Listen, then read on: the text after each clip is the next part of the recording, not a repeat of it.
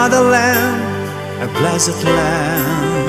Though everything is in shambles, the air is still fresh, the spring that gush forth from our mountain is refreshing.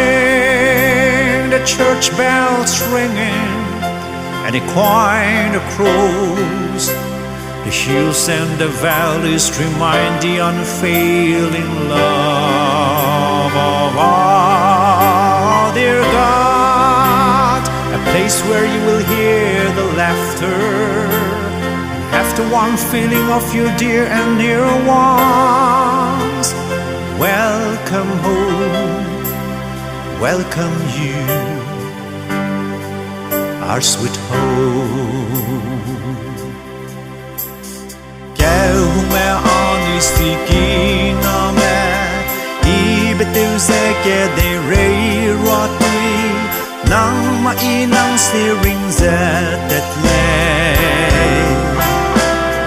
2020 mi lung mak zulei, COVID-19 đâu lừa dễ, mi xuân ga ma cha kêu cầm đi lê.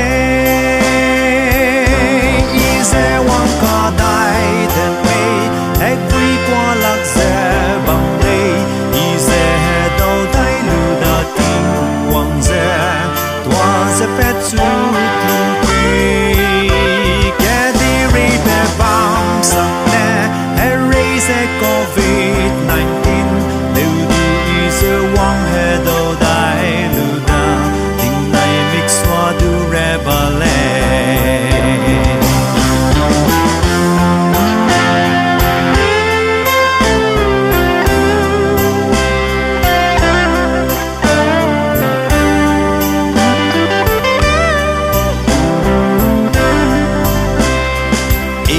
Đều đi lung gà à lưu mẹ, mà chỉ mà hay rè lùi chui lung ra, bê mi la ghé coronavirus.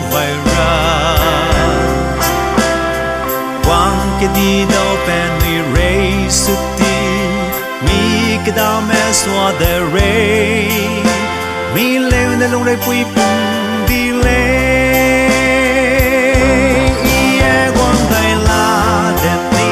Mi suy I răng trăng lạc lê, quang tạc rè lũy tình quang sao lầm bùn, mẹ chú tua cáp nâng lâu. Mi tư mẹ hăng kia mẹ đúng, kem mi kê ba ai xem nè, rì cây kê đi lêu nè sang làm cùng lâu, hăng kê kê tê sung băm gầu.